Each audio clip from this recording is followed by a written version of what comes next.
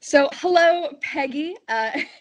This is so incredible that we're speaking, not just in general, but about an upcoming space flight. You retired from NASA in 2018 after breaking a number of space flight records, but are now returning to space with Axiom as the prime commander for AX2 and backup commander for AX1. First off, how does it feel? Oh, it feels phenomenal. Obviously, when I retired from NASA, I wasn't sure how soon any of the commercial spaceflight opportunities might be available. And so Axiom started talking to me about a year ago, and I was very interested, of course, and especially with the idea that I might actually return to space. So very, very excited. Absolutely. Could you walk me through a bit what led to your decision to return to space, or was it an obvious, of course, I'll return to space? It was an obvious I'll return. There was no For my question. ride. I just needed a ride. So, you're just, if there's a spacecraft available, Peggy Whitson will fly to space. Yes. Yep. Amazing. I'm curious if there's anything that it kind of made you say yes, specifically to flying with Axiom, kind of how you felt about, specifically them reaching out to you with, their history and what you could expect from that mission. Well, Axiom's got a really amazing group of folks working on building the commercial space station. Because they have worked so many years on the International Space Station, I know many of them. And, I'm very excited to work with the young folks that are joining Axiom. It is going to be, I think, a really phenomenal team, and I think has a incredibly good chance of success, particularly with the deal they made with NASA to get the forward port of the International Space Station to start building onto. Because obviously, if you're building a station, having that redundancy available already is an important aspect of construction, and you have a lot more concerns building it. But the team knows what works, what doesn't work. They built a space station before, and that's why I'm excited, because I think they're going to be able to optimize it based on their experiences, the lessons learned, and I'm just really thrilled to be a part of that team. Absolutely. Now, it's no secret that commercial spaceflight has grown and changed tremendously within the past few years. And with companies like Axiom, space tourism specifically as part of commercial spaceflight seems to be, closer within reach really than ever before. I'm curious how you feel in general about space tourism and about opening up space. Well, I think it's so much more than space tourism. The commercialization of space is going to be in pharmaceuticals. It's going to be in manufacturing, for instance, like lenses to replace for your eyes if you have problems. There's going to be so many different venues that space is going to be available for from a commercial aspect. Even things like growing stem cells, like I did on my last International Space Station visit, I think has a huge potential for, obviously, commercialization in space. And there are all aspects of that are included in Axiom's plan. So it's the research, the basic research. It's the commercialization, the manufacturing of things that work really well in space and taking advantage of that lack of gravity.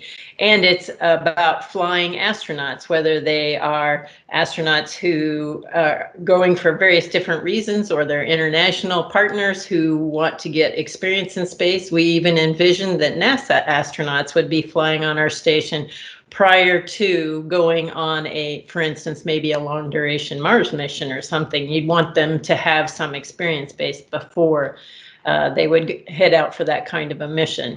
So I see Axiom space, commercial space, as being something that is going to be widely used.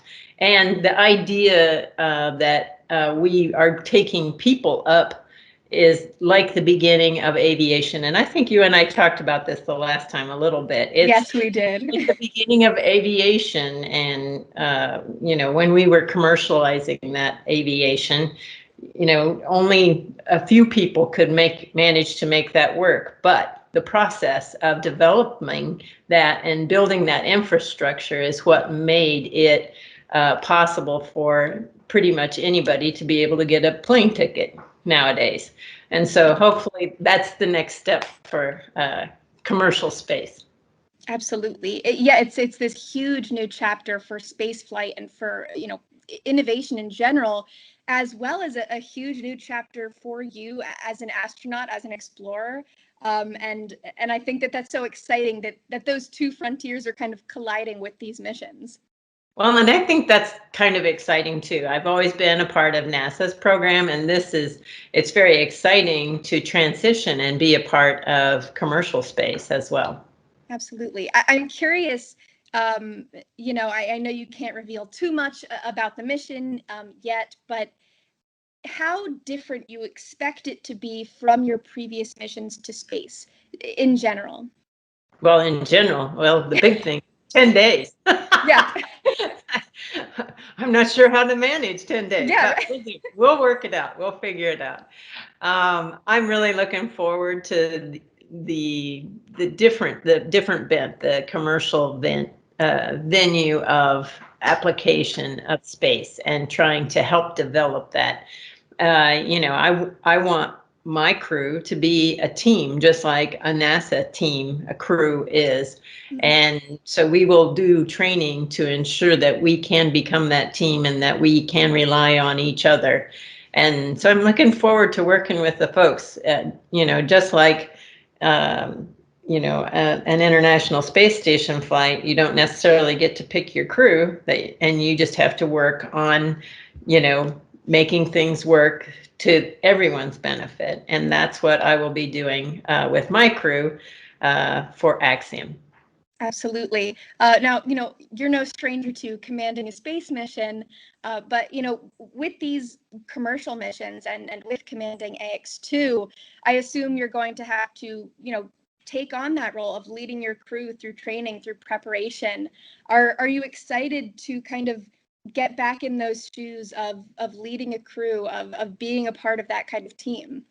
Yes, no, that's very exciting. That's one of the, huge benefits of having this opportunity to go back into space is going back into training. And it's actually really a lot of fun to go back into training with the new guys because their excitement about everything helps, renew my excitement.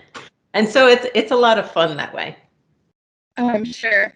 I have to pry a little bit. I know that, there's only so much that you can reveal publicly, but I'm curious when you expect that training might begin, if it's already begun, if you have an idea of the type of people that will be on board. I know that John Schaffner is already going to be on board one of the flights, but any more of those kind of technical specific details? Well, John and I, because we are both backups for the AX1 mission, have already done some training together. We've done the centrifuge training, and we did a little zero-G FAM flight for John. That was really, interesting. It's such a short period of time. You don't get to teach a lot of people very much about being in zero gravity, but it's still just a good familiarization that you really have to think about things in a different way when you go to space. The centrifuge run was done at NASTAR and using SpaceX's launch profile, and entry profile and abort profiles. And so it was, I thought very well done. It had, that we had the calls coming that we would hear during those different phases of the G forces that we were experiencing. And I thought it was very well done. And we hope to, we have our first SpaceX training later this month, but we also hope to begin the International Space Station training relatively soon as well. Fantastic. That's so exciting. It is. It's very exciting. Absolutely. Now, we spoke a bit, today and previously about commercial space flight as this new frontier of innovation, of space flight, of exploration, and seeing these huge steps being taken with these private missions, with new companies, not just being developed, but training starting. These missions are really happening. What do you see 5-10 years from now? What do you think this will lead us to? Well, I really hope that even in 5 years that we will be seeing the commercial utilization of the space station, the Axiom station. And I just think that, to me, is going to have so many benefits to folks here on Earth that I think it will get people really excited about not only space as a tool, but as a exploration, that we need to continue exploration, because the technologies that we develop in order to do these very hard things benefit people on Earth. And just the awareness of this going on, I think, keeps it in the forefront of people's mind. And so it's really important that that Blue Origin and SpaceX and other companies are doing these things as well, because it's just got to be building on everything. That infrastructure has to be built by many different companies in order for us to be successful in the future. Absolutely. Now, it's a 10-day space flight.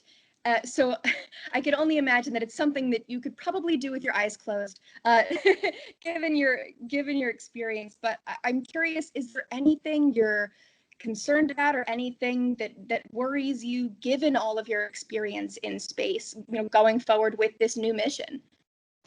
Well, I think on any short duration mission where you're visiting a long duration crew, making sure you integrate with the crew is really important.